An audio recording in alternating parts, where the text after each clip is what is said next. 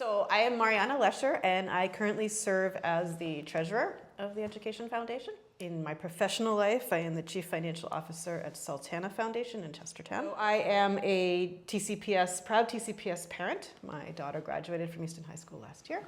My son is an 8th grader at the middle school. My name is Dale Rauch, and I taught for 30 years in the Talbot County public school system. In 2018, I retired completely and now devoting my time mostly to my grandchildren who are in the Talbot County public school system. I became a member of the Education Foundation 2.5 years ago, I believe. When I was teaching school for 30 years, there were so many times that we needed extra funds for the projects in the school system, that the money was not available through the regular budget. And we had no other outlet other than our own pockets.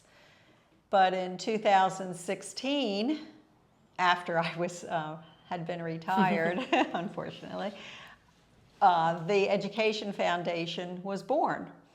And it provides the funds, it enhances and enriches the public education and makes the learning of our students so much more productive. We want the teachers to be able to enhance and enrich their core curriculum.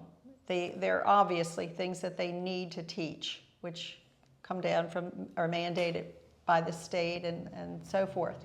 We raise funds to help support certain projects that the teachers may want to incorporate in their program. And so we take into consideration what are the needs. Is this something that is necessary? Is this something that will be an enrichment program for the students, some sort of innovation? It's probably very important to recognize that the process by which these grant requests come about, they are teacher-driven.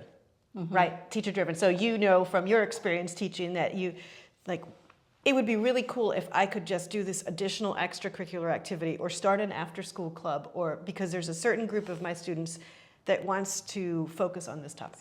But the teachers come up with the ideas, and they come and there's an application process, as all grant-giving organizations must have, and it's also in tandem with the system, with the curriculum department, right? Right. So the curriculum is looking at it to make sure that what they're requesting isn't already covered in another area. Because when we hit the pandemic, right? When the pandemic hit and everybody got sent home, and we thought, oh great, 2 weeks, this was right before, we'll be back.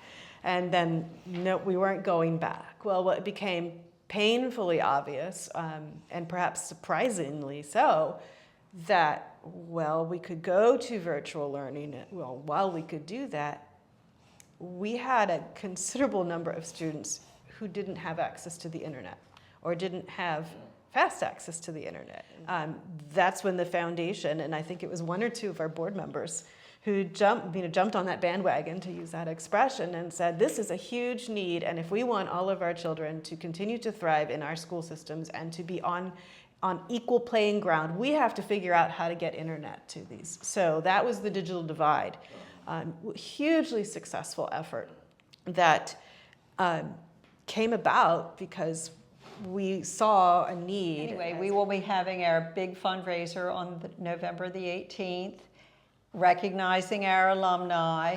It will also be celebrating public education and raising funds for our grants program.